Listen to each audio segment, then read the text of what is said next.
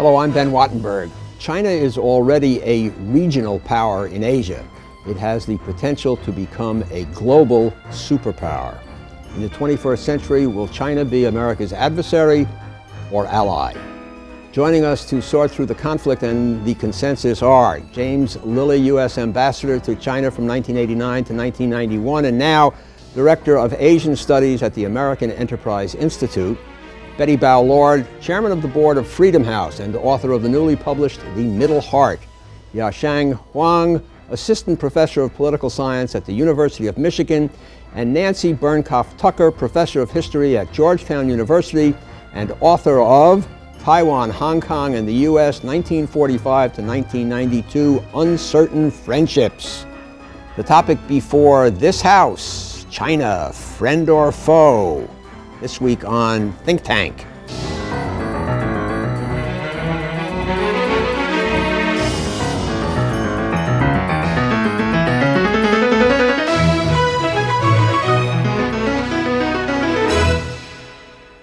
The relationship between the United States and China is complicated and lately tense.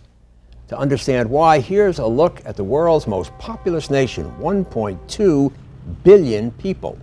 Item: China's economy is growing at 11% per year. They have the potential, therefore, to be a prosperous rival. Item: China as now constituted would be anti-democratic, as indicated by the brutal crackdown in 1989 on a democratic demonstration at Tiananmen Square. Item: China is already militarily strong. The latest escalation in tension is over Taiwan, the island that is officially part of China but has enjoyed de facto independence since 1949. China vehemently opposes Taiwan's desire for official autonomy. So while Taiwan was gearing up for its first direct democratic presidential elections 2 weeks ago, China launched a series of missile tests just off Taiwan's coast. Why? China wanted to reduce the support for incumbent President Lee Teng-hui. The United States responded by dispatching a carrier group to the region. With the elections now over and the missile tests concluded, it seems that direct confrontation between China and the United States has been avoided for now. Ladies and gentlemen, thank you for joining us. First question, let's go around the room. Looking into the future, is China the principal threat to America's role as the sole global superpower, and is it the principal threat to global stability? Jim Lilley. I don't think so. I think the ground rules in Asia are changing. The Soviet Union has collapsed. You have the rising economic miracle. The United States is a status quo power. China is a non-status quo power. We have to work out a modus operandi with China, and we have to get along with China, and China has to get along with us. Okay. Bette Bao Lord. I think he's absolutely right in the long-term stakes that everyone has in this relationship. However, I think the paranoia of the current leadership has to change. Paranoia of the leadership in the United States or in China? No, in China. Right. I think it'll depend on how much trust the Chinese government has in its people first, to involve them in some kind of a political changes as well as the economic changes that are happening. Nancy Bernkopf Tucker, Georgetown University School of Foreign Service. China doesn't have to be a foe. It's not likely to be a friend. But certainly the current trajectory of disagreement between the United States and China and on a variety of issues would suggest that we do have to begin talking more constructively with the Chinese in order to avoid the time when China will have the power to contest American positions in Asia and become an increasing problem for the United States. Okay. Yasheng Huang. I don't think China is going to be a threat to America. Economically speaking, the two countries have too much in common. Militarily, China is not going to be having the kind of capabilities to challenge the United States. But politically, I should say that China now is undergoing a transition. So what kind of policy the United States has toward China now can determine the future of China. Okay, the model that always comes to mind because of what we have just been through in the world, is this Cold War number 2? Is China going to be the new Soviet Union? Is that? Well, I think the issue of the Chinese military is an open issue. I would hope that Dr. Huang is right. I'm not sure he is, because the Chinese military, they have the intention to build their military. The question is whether they can or not. And that's a debatable subject. They tried this exercise in the Taiwan Straits. It didn't work because the United States acted decisively and clearly, and the Chinese backed off. I think this is a very clear lesson on how to deal with military confrontation, and I applaud the administration for its action. I guess I disagree a little bit with Ambassador Lilley. I think the Chinese capabilities are still weak despite the increase in the military spendings. And much of that increase in the military spending can be explained by just the capital expenditure, because the modern equipment costs a lot more money, whereas the military doctrine China had before emphasized people, emphasized soldiers, and that makes a big difference. It doesn't mean that capabilities are great. I think that's true, but when you look at their projection of power in the Sukhoi 27 and the Kilo-class subs and the SA-10s, and they're getting this new cruise missile technology, IRBM technology, muffling of nuclear power technology, largely from Russia. Obviously, they are trying to build up this power projection, replenishment ships, air refueling. They're aiming in that direction. Their statements in the South China Sea are quite clear. And it seems to me you have to deal with that seriously. You can't be a romantic about this thing. Look at them as factually what they're doing. Don't try to make excuses for them. I think one of the reasons why they're paying so much attention to the military, whether it's going to be a threat or not, is the political situation in China. I think that a lot of this latest tension is created not essentially either for the Taiwan audience or for the international audience or the American audience, but for their home audience. This is a period of succession. This is a question of buying off the military, getting them on board for their own campaign for the succession after Deng Xiaoping dies. Yeah, it's clearly the case that Jiang Zemin, who's presently in control, in order to remain in control, has felt the need to try to bring the military on board and to play two military hardliners. His position on Taiwan has shifted and become much tougher in the course of the past year. And part of the military agenda is not simply to retrieve Taiwan, which is clearly a patriotic issue, and the military feels strongly about that, but also to build military budgets. And threatening war tends to increase payments to the military. Is China becoming more democratic or more authoritarian? At the grassroots, there are indications that China is becoming more democratic. There's been a lot of effort, a lot of actually American cooperation in free elections or comparatively free elections on the local level. That has not passed up the chain, and China at the top does not seem to have moved. Indeed, since 1989, it seems to have receded from a degree of democracy that we all, I think, would agree China seemed to be displaying prior to June 4th. I'm not as pessimistic as you, Nancy. I think that in the NPC they are passing laws. The NPC and at National People's Congress, they are passing laws that deal with the criminal justice system, suing the government, and this is actually going into effect. And I think the NPC has been voting against candidates, and I think they've been taking a tougher position on governors appointed. I think they're passing laws that protect the people. I'd not say it's working. I'd only say that there is a movement at the top to institute a rule of law. It's got a long way to go, but there's a start. I think Jim is right. I'm not as pessimistic as Nancy. At the local level, there's no question that the country is moving toward a more democratic direction. Almost 2/3 of the village leaders now are popularly elected, and these are contested competitions. We're not talking about party handpicking just one. Can a person run for local office taking a stand that he disagrees with the national government? Well, I mean, maybe not that openly, but some of these village heads now are private entrepreneurs. 14% of village leaders now are actually private entrepreneurs. Some of them are not party members even. I mean, it is a one-party state. It's still a one-party state. There's no question about it. Would you describe it still as a totalitarian state? No, I wouldn't. Not because they don't want it to be, but because they can't help it. Because the people are asking through money, through their the businesses, they can affect democracy, their aspirations for democracy, but certainly it is not permissible.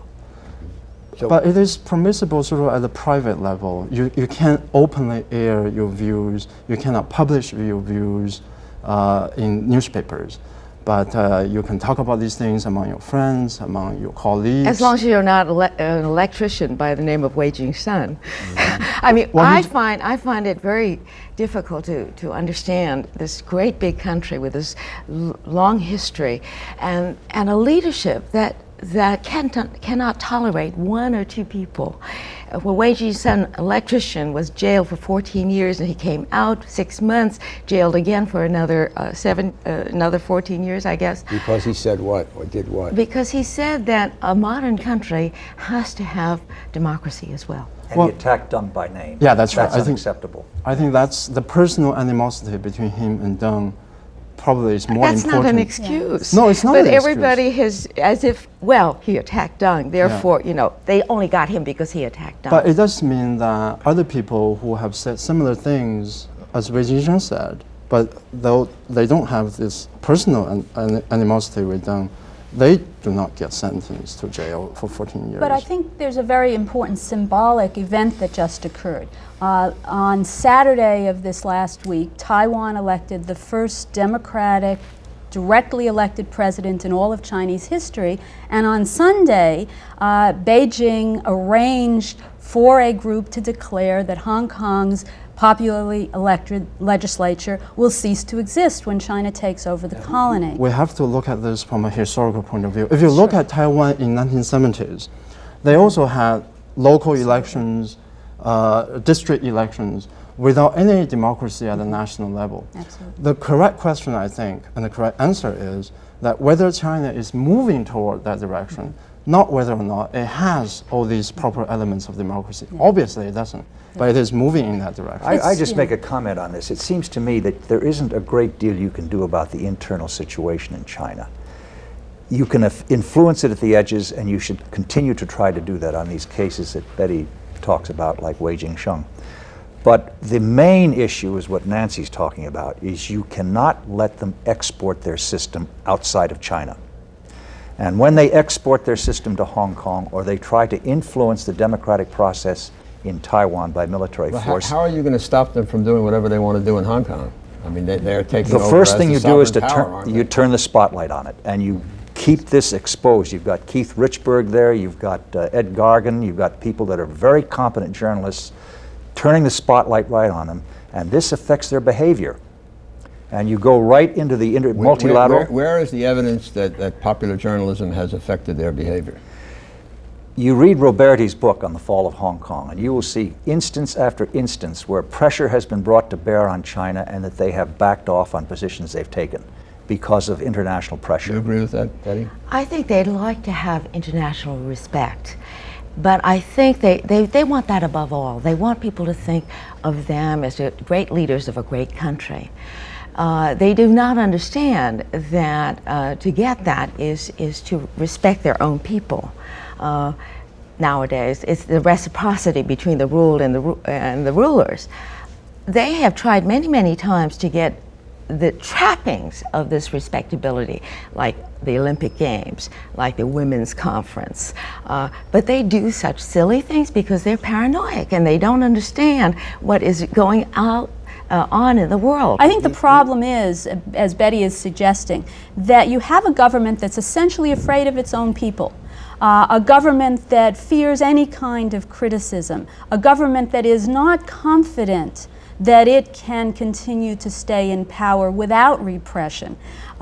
It's silly. Wei Jing-shun acting alone or even with a small group of people is not going to topple the Chinese government. But there is so much concern about having lost, maybe in traditional terms, the mandate of heaven, that they are defensive about everything. I think that's one of the reasons there are so many problems in U.S.-China relations as well. Yasheng I Huang, agree there's... You do agree or do not agree? No, I agree that there's a degree of paranoia in China, and much of that paranoia is actually unnecessary because opinion after opinion poll shows that the Communist Party in China, despite all they have done, negative things they have done, actually enjoys quite degree of support from its own people.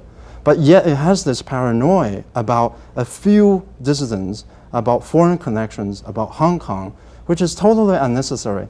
And then they engage in these highly publicized, open, hostile acts that get a lot of press coverage in this country.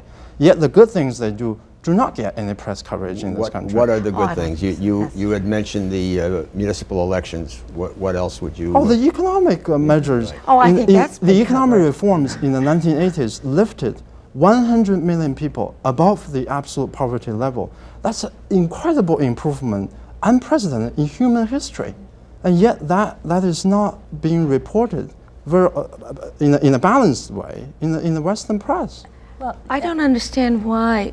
I think everybody applauds China, and especially the Chinese people, because I think in many ways it's the Chinese people that have lifted themselves up. It's not the leadership that has lifted them up, it's the Chinese people. So I think whether China is going to be friend or foe depends very, very much whether we think of the Chinese people as one, as a monolithic group that supports their government. I think there are many, many Chinese, there are many, many credits that should be given to the people and not just the leadership. Chinese leaders are very conspiracy-minded for some reasons. They view that there's a coalition of Western forces plus Japan against China, which really doesn't exist.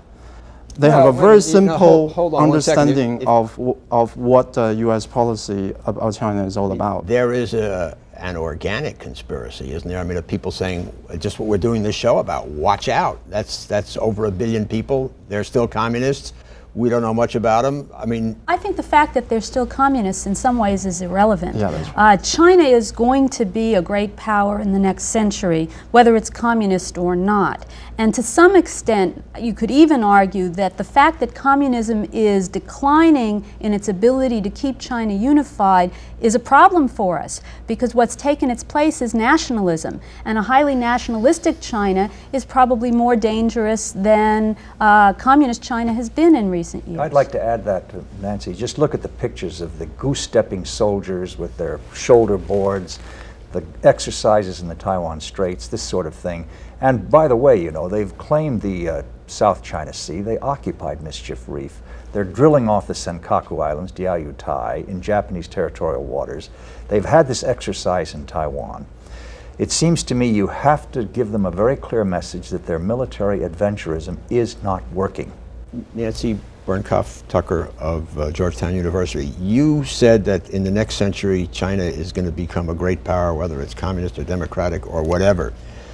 It somehow seems, to an outside observer at least, that people are always saying, boy, in the next century that's going to be this great country. And somehow it's always, that have they ever gotten their act together? Is there something going on in China that makes it not happen?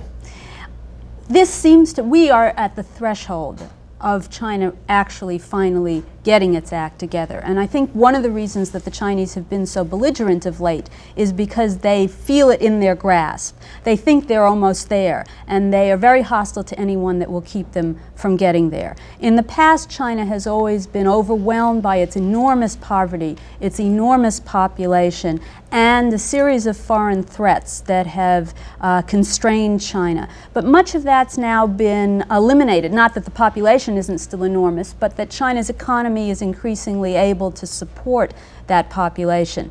And China wants finally to be treated the way it always thought it should be. China wants to be considered a great power, a world power, not just a regional power.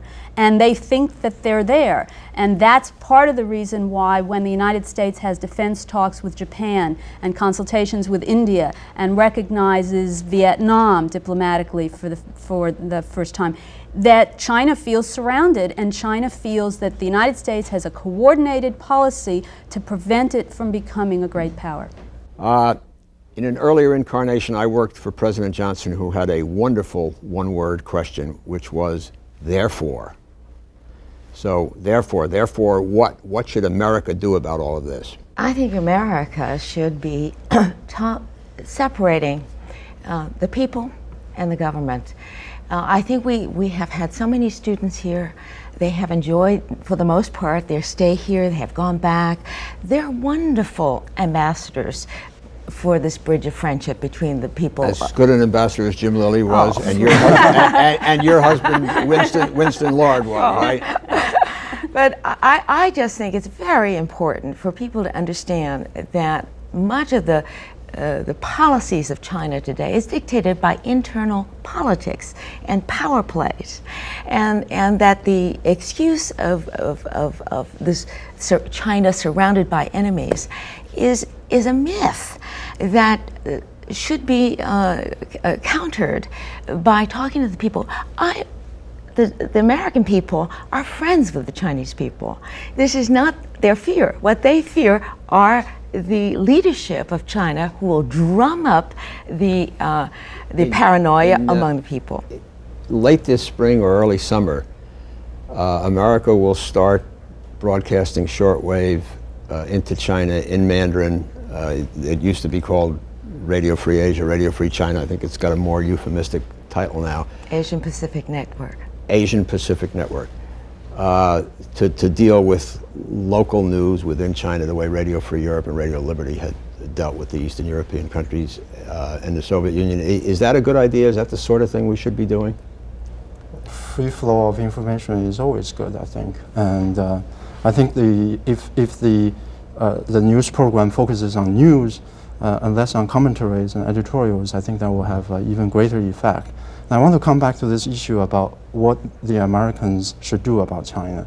I think the first thing that Americans should do about China is to approach China non-ideologically, not always focus on the communist aspects of that country. And I agree with Nancy that communism in China now really doesn't mean much. Even some top leaders in their private moments would say that they don't really sincerely believe in every doctrine of the communism. That's one. And the other thing I think that the U.S. should refrain from doing is to adopt a containment strategy against China. China is fundamentally different from Soviet Union. China has a big trade contact with the United States. China has thousands of students in this country. At the societal level, the interactions between the two societies are nowhere in comparison with Soviet Union. Soviet Union was a static power. It was a power locked in its own ideology. China is a dynamic power. It's changing, by and large, it's changing in the direction that we like. We are running out of time. Let me go around the room one more time, starting again with you, Ambassador Jim Lilley. It's 1996. Let us do a thought experiment and make it 20 years from now, 2016. Where are we going to be with China? Where's China going to be? Quick answers. China is going to be a growing power still. It's going to probably be more democratic, and I think it's going to have a stable relationship with the United States and Asia. Betty? I'm a pathological optimist like you. And I believe the aspirations of the Chinese people will be met by the people, not because they were granted by the government, but because of the process of joining the world in the 21st century. It is inevitable. Democracy will win. Amen. Nancy Bernkopf Tucker of Georgetown University. I have to be a little bit more negative and say I think China will be a dynamic, vigorous power that its neighbors in Asia will have to be concerned about, that the United States hopefully will be working with constructively, but that will continue to be a challenge to the international system. Yasheng Huang. I think one thing we have learned is the international environment does matter for China. If we have a benign, cooperative international environment, then the domestic political dynamics are going to move in the right direction. But if we have a hostile international environment, if we have a conservative leadership backlash in China, I'm not so optimistic. Okay. Thank you, Ambassador James Lilley, Yasheng Huang, Bette Bao Lord, and Nancy Bernkopf Tucker. And thank you. Please send your questions and comments to New River Media, 1150 17th Street Northwest, Washington, D.C. 20036, or we can be reached via email at thinktv@aol.com or on the World Wide Web at www.thinktank.com For Think Tank, I'm Ben Wattenberg.